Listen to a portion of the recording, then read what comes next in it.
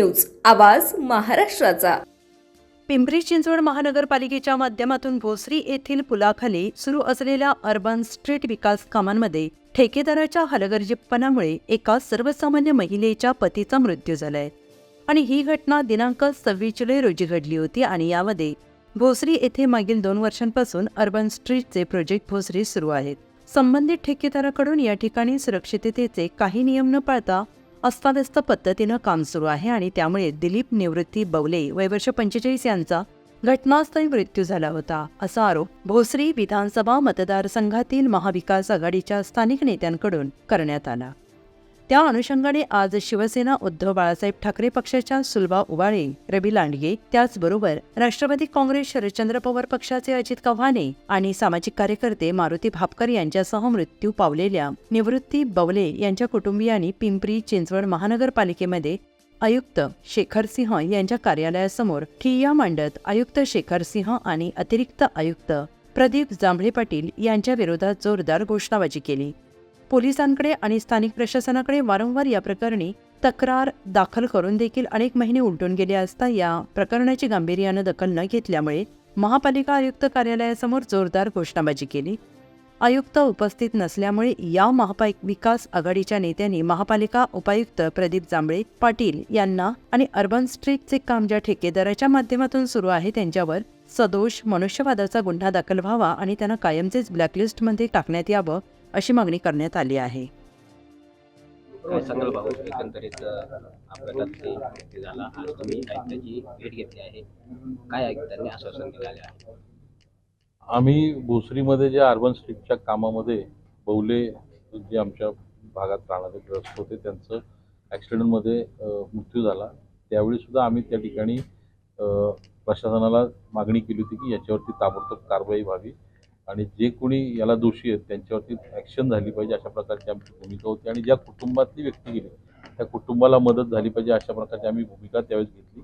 परंतु आज एवढे दिवस होऊन सुद्धा त्याच्यावरती कुठल्याही प्रकारची कारवाई प्रशासनाकडनं केली गेली नाही, म्हणून आम्ही काल महाविकास आघाडीचे सर्व नेते मंडळी या ठिकाणी आम्ही आलो होतो आणि आयुक्तांची त्या ठिकाणी भेट घेतली आणि आयुक्तांना आम्ही हा सगळी पार्श्वभूमी सांगितल्यानंतर त्यांनी आम्हाला आज 4 वाजताची वेळ दिली, परंतु त्या इथं उपलब्ध नसल्यामुळे आम्ही या ठिकाणी आंदोलन केलं।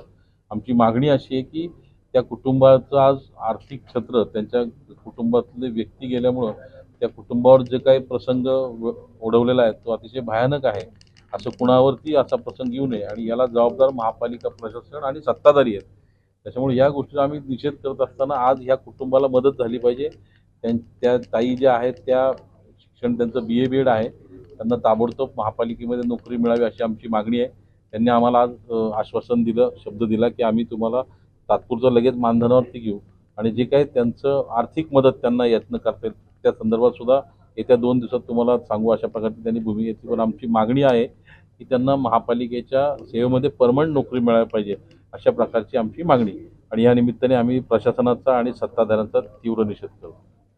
पिंपरी चिंचवड महानगरपालिकेमध्ये आपण सर्वांना माहीत आहे किती प्रकल्प असे त्यांनी एकमागे छत्रपती संभाजी महाराजांच्या पुतळ्याचा आपण परिस्थिती बघितली, परंतु आम्हाला आता अर्बन स्ट्रीटमुळं या घराला बेघर मतलब अनाथ व्हायची वेळ आलेली। पण आम्हाला या गोष्टीचं राजकारण करायचं नव्हतं।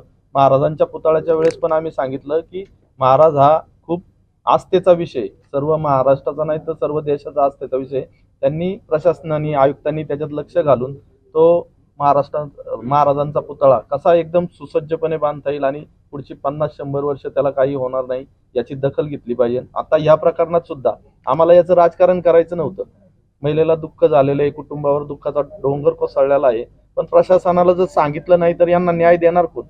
त्यामुळं यांची खरी परिस्थिती आम्ही प्रशासनाला आज सांगितली की फक्त आणि फक्त ठेकेदाराच्या चुकीमुळं आज एका 45 वर्षाचा एका कुटुंबाचा कर्ता पुरुष आपल्यातून गेलेला आहे आणि या महिलेला आतोनात दुःख झालेलं आहे, या मुलांना अनाथ व्हायची वेळ आलेली आहे। तर प्रशासनाने याची पूर्ण जबाबदारी घ्यावी आणि या कुटुंबाला पूर्ण न्याय कसा मिळवून देता येईल याची जबाबदारी घ्यावी अशी आम्ही आयुक्तांकडे मागणी केली आणि आता त्यांनी आम्हाला तुर्तास यांना मानधनावर रुजू करण्याचं आश्वासन दिलं। म्हणण्यापेक्षा ते रुजूच करणार आहेत, सोमवारी ते त्याचा आम्हाला निर्णय देतील आणि त्याच्यानंतर ठेकेदारावर कुठला गुन्हा दाखल करायचा आणि त्यांना एक आर्थिक नुकसान भरपाई किती जास्तीत जास्त देता येईल त्याचा आम्ही प्रयत्न करणार आहे. आणि आता जे फक्त मानधनावर त्यांना रुजू करणार आहेत ते परमनंट कसं करता येईल या दृष्टीने आम्ही सुलभाताई असेल, अजित भाऊ असेल किंवा मी असेल, पूर्ण त्या कुटुंबाच्या मागे उभे राहून त्यांना पूर्ण न्याय देण्याचा प्रयत्न करणार आहोत. काय सांगाल म्हणून आज तुम्ही आश्वासन दिलं आहे? खरं तर आज मी एक सांगू शकते की इथं येण्याची वेळच नव्हती आली पाहिजे. खरं तर लवकरात लवकर कारवाई करून न्याय दिला गेला पाहिजे नव्हता. आज आम्हाला इथं येऊन असं हे करून हे केलंच गेलं नव्हतं पाहिजे. पण आता त्यांनी सांगितलेलं आहे की आता आज माझा तर आज पूर्ण आधारच गेलेला आहे. 2 मुलं आहेत माझी. त्याच्यामुळे प्रशासनाने लवकरात लवकर सगळ्या गोष्टींचं म्हणजे नाही का हे केलं पाहिजे. कारवाई तर केलीच पाहिजे पहिली गोष्ट. आणि दुसरी गोष्ट की मला कमीत कमी माझ्या मुलांना हे करणं शिकवता येईल वगैरे एवढी मदत झाली. मी आता सांगितले की आता जे पत्र तुम्हाला दिलं गेले त्याच्या संदर्भामध्ये बोलते की आज स्थायी समितीमध्ये जे काही विषय होणार आहेत त्याच्या संदर्भामध्ये मी माननीय आयुक्तांना पत्र दिलेलं आहे. ब्रिस्क या कंपनीला काम देण्यासाठी आज त्यांची एवढी घाई चालली आहे की एका दिवसामध्ये निविदा उघडल्यानंतर एका दिवसात त्यांना दर कमी करण्याचे पत्र, टेंडर कमिटीची मीटिंग, सगळ्या गोष्टी एका दिवसामध्ये केल्या आणि स्थायी समितीमध्ये तो विषय घेतलेला आहे. त्या विषयामध्ये 6 लोकांच्या निविदा आल्या होत्या. 4 लोकांना डिस्क्वालिफाय केले.